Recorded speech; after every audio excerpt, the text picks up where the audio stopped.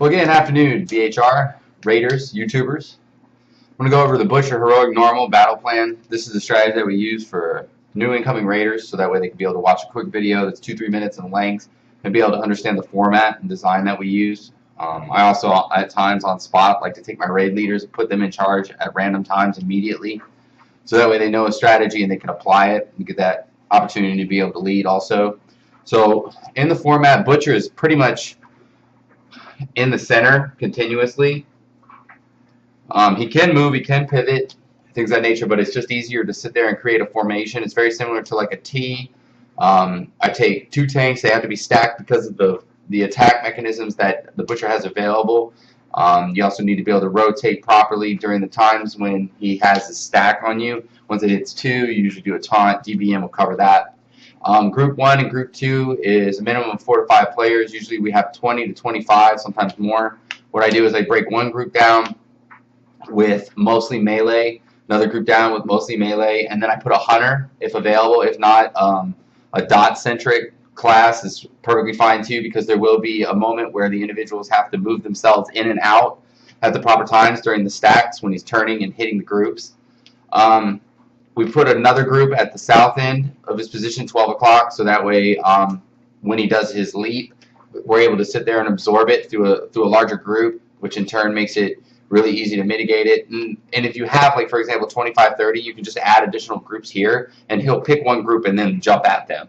So it's an easy way to divide it up. You could even do it with 20, for example, where you've got the 2 tanks, you have 5 and 5, and then you do 5 and 5, for example. You can do any kind of format of that nature. As long as there's like 5 people there to absorb it, we found that it's really easy to maintain.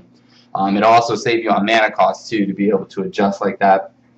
Now, during the fight, till he ends up enraging, which is at 30%, we just do a standard movement of 2. So before he gets to 30%, it's 2 movements. So you see 2 stacks, 1 movement out, shoots a whole bunch, other person moves in, and then when 2 stacks are applied on the larger group, because there's 4 and 5 now, then they step out and that one steps in. We use, like I said, a hunter usually, and that works out really, really well. A couple reps on it doesn't hurt, but if you're having trouble with it, you know, it's just a matter of time. You'll pick it up. When he goes to 30%, that's when he enrages, so that's when we go ahead and we activate Hero, and we start burning through him as quickly as we can. We try to reform this each time.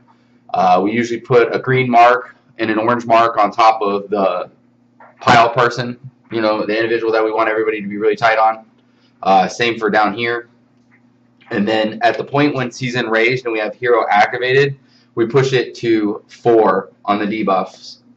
And then we also, of late, intentionally assign 1 to 3 people over here, so that if an individual ends up going down because, for example, their defensive's on cooldown, personal's on cooldown, they can immediately rush to the group and keep the balance, the necessary synergy, so that way the mechanics can keep going through the attacks as they do so. And then, say for example, you know, the damage is just too much, and we end up having some sort of issue, a spike comes through that we didn't plan for, didn't heal for properly at that point, or for example even during the enrage at the very end, we found that we just spread out, and we picked that up actually from Method. They did it on their mythical kill, and that's how they're able to get the first kill on them globally.